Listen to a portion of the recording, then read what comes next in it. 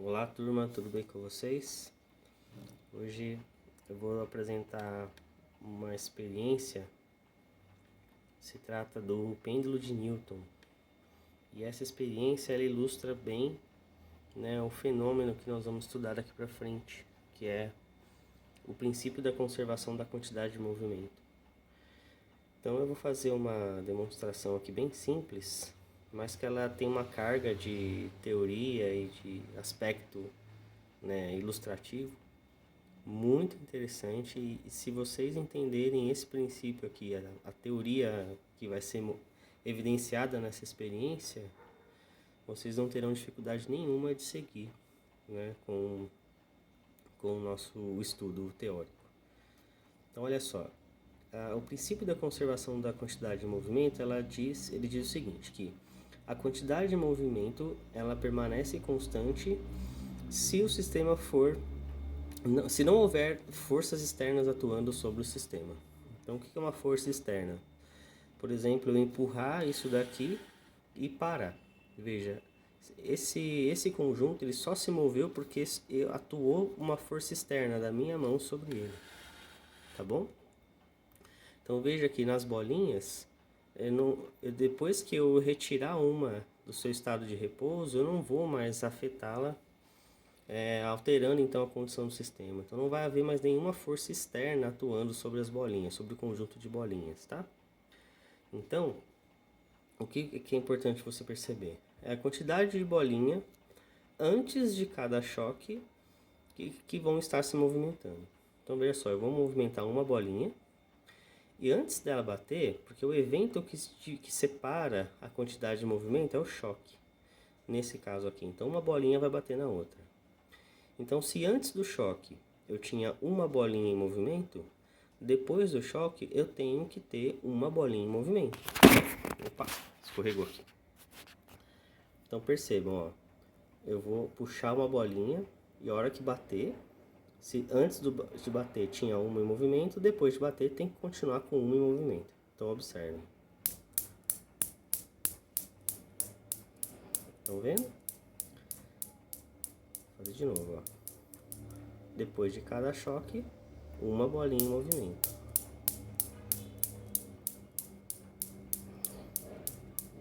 E se eu tiver duas bolinhas em movimento? Então olha só. Duas bolinhas em movimento antes do choque. Depois do choque, como a quantidade de movimento se conserva, eu tenho que ter também duas bolinhas. Então, estão vendo? Duas bolinhas. De novo.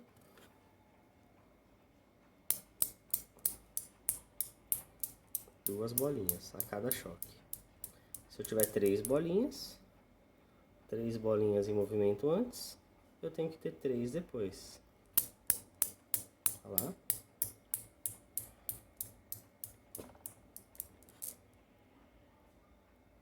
Três antes, três depois. Quatro também dá? Também. Eu não sei se eu consigo puxar quatro aqui, vamos ver. Com uma mão só é difícil. Olha lá, também dá. Estão vendo? O importante é isso. O número de bolinhas em movimento é igual antes e depois do choque.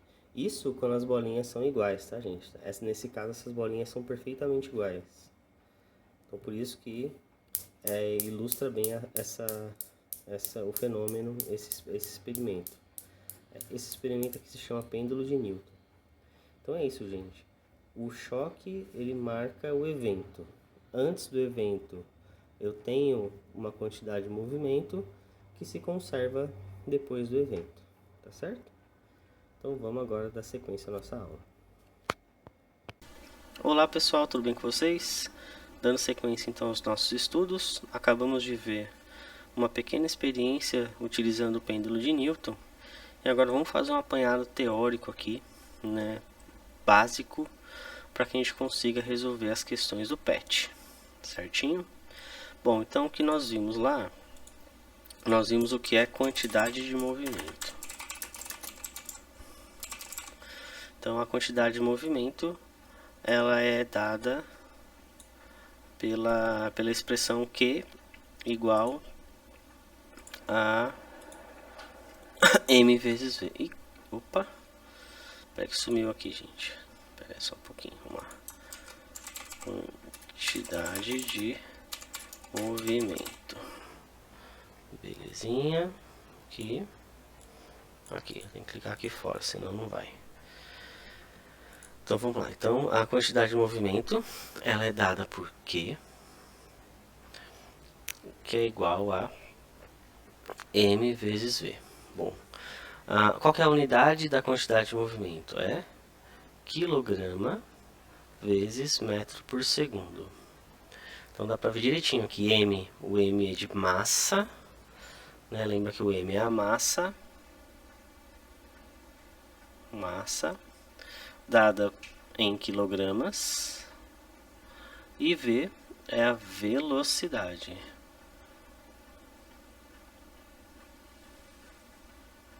dada em metros por segundo. O produto dos dois, quilograma vezes metro por segundo, tá certo? Então a quantidade de movimento é a expressão, né, matemática que tenta quantificar o movimento de um corpo. Então perceba que a quantidade de movimento ela depende da massa e da velocidade desse corpo.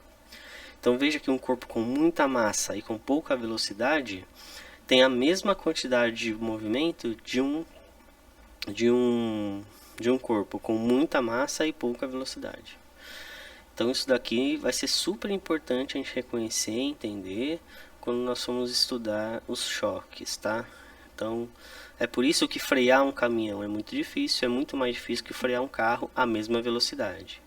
Então veja que um caminhão ou um carro andando a 40 km por hora, os dois têm quantidades de movimento diferentes, porque uma carreta tem uma massa muito maior que a do carro.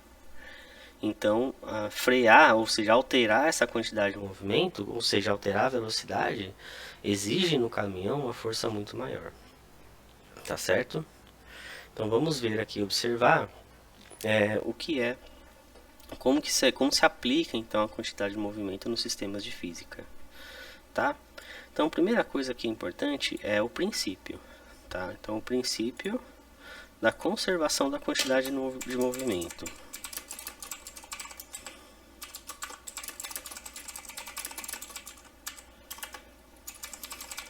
Então esse princípio aqui é mais importante. Por quê? Porque ele vai mostrar exatamente como nós vimos lá na pequena experiência que nós fizemos. Ele vai mostrar que a quantidade de movimento se conserva mediante um evento. Então lá na nossa experiência, nós vimos os pêndulos de Newton, né? Eram aquelas bolinhas penduradinhas. Vou tentar desenhar aqui. Então, as bolinhas penduradas e uma delas em movimento com uma velocidade v. E aqui, o que marcava aqui era o evento, né, o choque. Então, aqui tinha um choque. Esse choque aqui, ele marcava o evento que a gente chamou de antes e depois. Então, nós tínhamos uma quantidade de movimento antes do choque. E essa quantidade deveria ser igual depois do choque. Então, nós vimos que antes do choque nós tínhamos uma bolinha em movimento e depois do choque também uma bolinha em movimento. E fizemos essa experiência para 2, 3, 4 bolinhas. Tá certo? E dá para fazer uma infinidade de outras configurações que vai ser possível perceber sempre o princípio atuando, tá? Sempre a conservação da quantidade de movimento. Então a quantidade de movimento, a conservação da quantidade de movimento, ela é importante para você entender que nos sistemas de física, nos sistemas mecânicos, esses princípios são os fundamentais. Tanto esse quanto o princípio de conservação da energia. Tá bom? Bom, então quando a gente entende o princípio, é isso, né? Quantidade de movimento antes de um evento tem que ser igual depois. Esse evento pode ser um choque, pode ser uma explosão, alguma coisa que acontece quando eu tenho ausência de forças externas, tá? Isso aqui é muito importante também, que é um sistema isolado.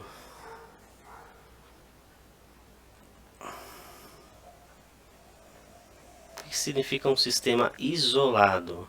É um sistema em que não há atuação de forças externas, tá bom?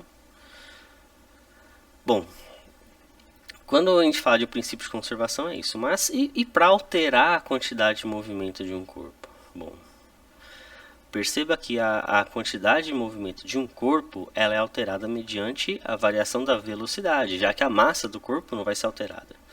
Eu estou falando aqui de um sistema físico em que ninguém está colocando uma carga, por exemplo, sobre um caminhão, tá? Estou falando de uma pessoa patinando, por exemplo. Ela altera a sua quantidade de movimento quando a sua velocidade é alterada, porque a massa vai permanecer sempre constante, tá? Então vamos colocar aqui a variação da quantidade de movimento.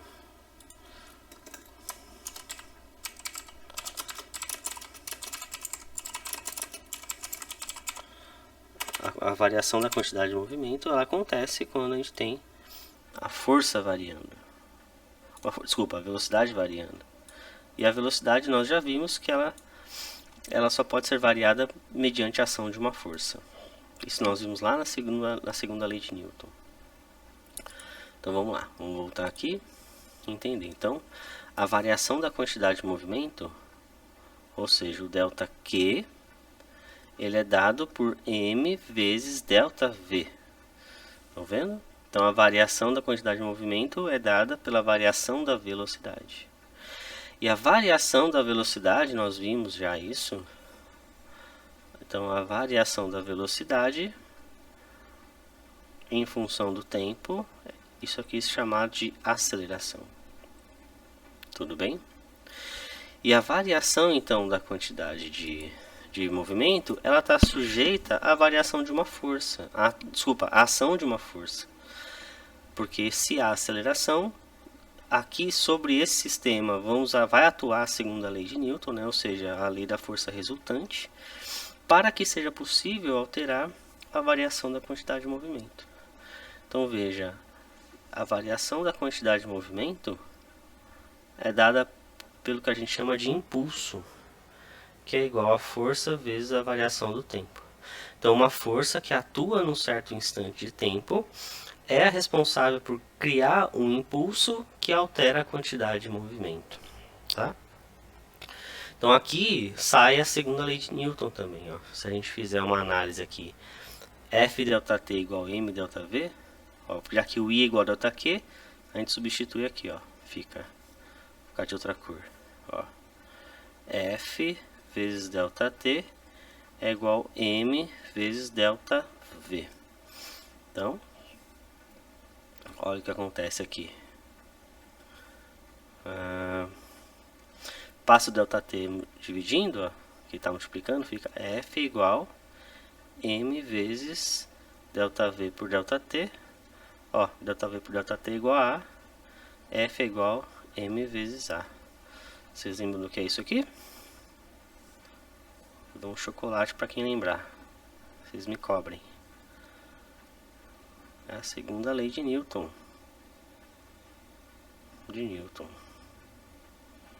Então, veja aqui. Então, é essencial, é fundamental que para alterar a quantidade de movimento de um corpo, sobre esse corpo deve, então, atuar, exercer uma força. Ser exercida uma força, tá bom? Diferente do princípio da conservação. Gente, ó, veja aqui, quando eu vario, eu não estou conservando nada, tá? Para conservar a quantidade de movimento, deve ser um sistema isolado, um sistema ausente de forças externas. Para variar a quantidade de movimento, não. Aí eu preciso da ação de uma força, porque eu preciso variar a velocidade, tá bom? Então, a variação da quantidade de movimento é dada pela variação da velocidade, tá? Em alguns casos, vocês vão ver que essa massa aqui também varia, mas são exercícios específicos, tá bom? A variação da quantidade de movimento é dada pelo impulso, e o impulso é a ação de uma força por unidade de tempo, durante um certo tempo, tá bom? E aqui, por meio de uma análise matemática, a gente chega à segunda lei de Newton, ok? Então é isso. Quantidade de movimento, esse aqui é o sistema, tá? Usem a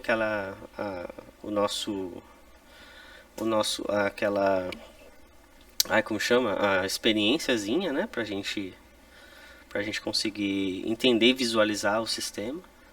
e na próxima aula nós vamos fazer alguns exercícios. Tudo bem? E é isso aí, gente. Obrigado por mais uma aula. Espero que vocês estejam acompanhando e a gente se vê no próximo vídeo. Um forte abraço e até mais. Tchau, tchau.